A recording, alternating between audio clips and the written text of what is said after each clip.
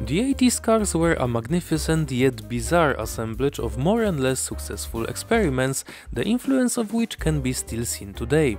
The specific atmosphere of the decade also affected the traditionalists from Volvo, which completely surprised its customers with the introduction of the 480.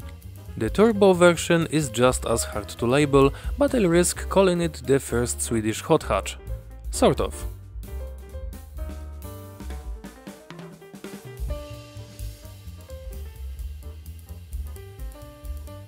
The origins of definitely the most unique model in the history of the Swedish brand date back to the 1970s.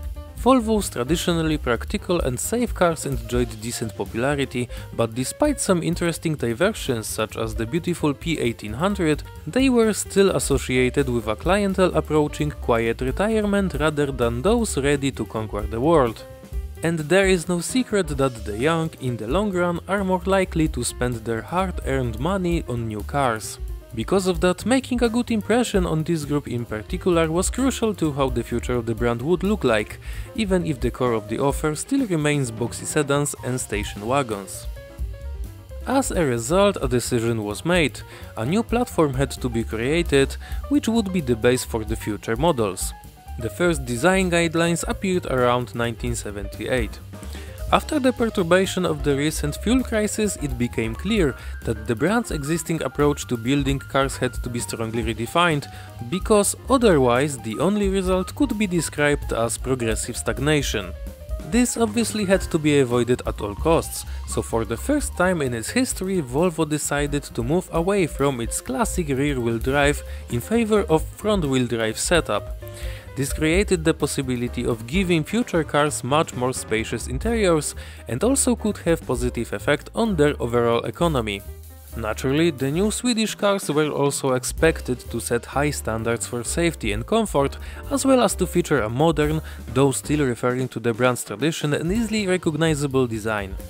Two lines of prototypes were quickly spun off from the ambitious Galaxy project, the G1, a smaller compact car, and the larger G2, from which the 850 model was later created.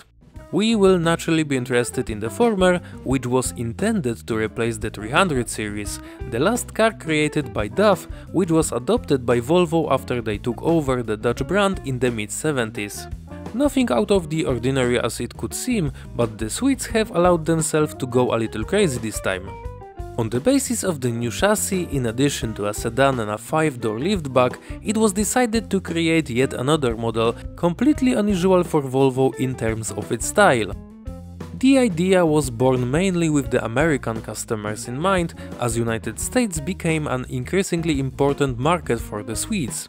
It was anticipated that warming up the image in such a form would certainly not hurt. Italian design studios Bertone and Cogiola were asked to provide a vision for the brand's new flagship, but Volvo also chose to involve its Dutch subsidiary based in Born, where the new model was ultimately intended to be produced. For the latter, it was actually the last chance to justify the reason behind its existence. After all, for a brand the size of Volvo, maintaining two design studios is kind of a waste. An internal duel among Dutch employees was eventually won by John de Vries, and it was his drawings that were eventually presented to the board. The final choice was made in 1981, and, interestingly enough, although stylistically the new car completely didn't match anything Volvo offered, the bold design was even supported by the brand's president at the time, Per Gyllenhammar. The board's green light meant a start to the actual work on the first 400 series car. The choice of the 480 to blaze a market trail was not accidental, not only for marketing reasons. The unconventional car was primarily intended to help eliminate any teething problems before the debut of the rest of the models, definitely more mass market oriented. The finished car appeared at the 1986 Geneva Motor Show, and I'm sure that everyone who walked past the Volvo stand that day had to stop in pure amazement. The car's extravagant, very sporty looks utilize popular wedge shape, but many of the sharp angles were softened by clearly defined splines. The 480, kind of a mix between hatchback, shooting brake and a coupe, was certainly a controversial car at the time, especially by Volvo standards. The biggest talking point undoubtedly was the front fascia, the design of which strongly influenced the model's popular nickname. The frog. Strong resemblance to this reptile becomes even more visible when the headlights are raised. This impression is further reinforced by the huge bumper, behind which there is also quite a story. Remember how I mentioned that the 480 was designed with the States in mind? Well, that's exactly why the model got special bumpers capable of absorbing impact energy, which was in line with the regulations there. Unfortunately, by the time the first 480 was exported overseas, the exchange rate of the dollar had become so unfavorable that the idea was abandoned, but the bumpers ultimately stayed. Then there is the question of the grille, or lack of it rather, with only a modest Volvo writing in its place. Why? Well, the design and shape of the front simply didn't allow for much, so in compensation, a small grille with the traditional logo has been integrated into the lower part of the bumper. I can easily imagine that raised eyebrow reaction of the 70-year-old Gunnar waiting at the dealership to pick up his 240 after servicing. For me, the 480 looks best from the rear. The glass boot lid reminiscent of the P1800 and the smoky rear lights together create a really nice composition. Shortly after this car was introduced, there was a great looking prototype of a cabrio version, but mainly due to bankruptcy of the subcontractor, this version never went into series production.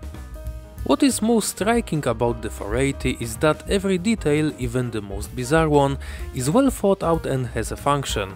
Take for example the characteristic triangle in the door pillars where the lock is located. In fact, it was created solely because the design of the door itself did not allow it to be placed in the traditional place near the handle. Not only does it look good, but it also covers window mechanism. As a result, the lock itself is at a comfortable height and no one has to bend down to open the door with the key. The interior can also be described as one big festival of curiosities. It starts with a dashboard, which appears to be extremely cluttered, but after a while it becomes apparent that almost everything is within easy reach, and getting used to the controls does not take as long as you might think. The multitude of switches and controls concentrated under a large plastic altar contrasts with the minimalist two-spoke steering wheel of the pre-facelift cars, although the one used later also did not improve things. The car was generously equipped for the contemporary standards and featured a number of electronics, including an onboard computer that at the time was very sophisticated, with readouts to the right of the speedometer and individual functions selected using a convenient dial. A follow me home function, almost unheard of at the time, was also included, illuminating the owner's path for 30 seconds after exiting the car. There were more gadgets like this, and unfortunately they caused the first examples to have quite a lot of technical problems. They could, for example, finish a new battery within 2 weeks, and bear in mind that we are talking about a car that had to deal with literally freezing weather in its native Sweden. Although there are only 2 seats in the rear instead of classic bench, they are not inferior in comfort to those in the front row. Naturally, they are foldable, which is a good thing given a microscopic boot capacity of just 166 liters. Additionally, they have an angle adjustment, which, together with a divided armrest, aids comfort. Considering it all, further surprises are to be expected under the bonnet, but here the Swede's restraint was clearly visible. Furthermore, it wasn't the case only here, as the top-of-the-line turbo version looked virtually the same as any other 480, apart from some additional badging and a modified front bumper with integrated spoiler.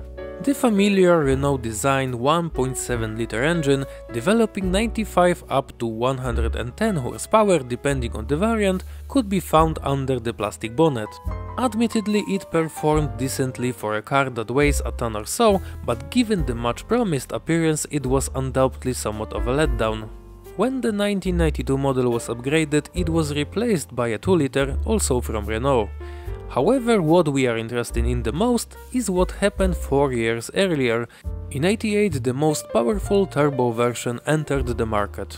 Sounds very promising, especially as Volvo had played around with this on the larger 240 model, which did very well in touring car races, but it's nothing special here.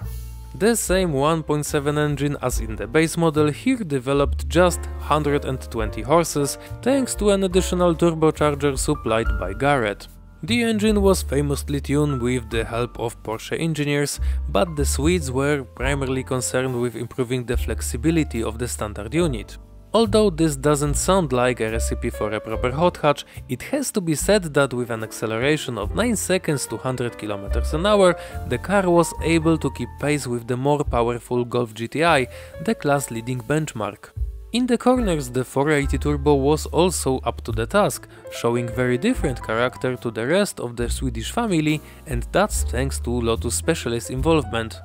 The car showed great potential, and today we can only speculate what it would have been like if only Volvo had been able to go all the way. But it couldn't, because although various more powerful power units were tested, cold calculation and above all low demand effectively stopped the company from making such an investment. For the same reason, plans for a major facelift in the early 90s were abandoned, which include getting rid of raised headlights in favor of integrated items. The model's history came to an end in 95 after 9 years on the market and the production of just over 76,000 units. Despite the unconventional nature of the 480, Volvo managed to learn a great deal from this model, which paid off in each subsequent design. Today it is an extremely rarely seen car, but it certainly has got very dedicated following behind. Many references to classic 480 can also be found in the later C30, but that's a topic for another episode. For now, thank you for your attention and I hope to see you soon.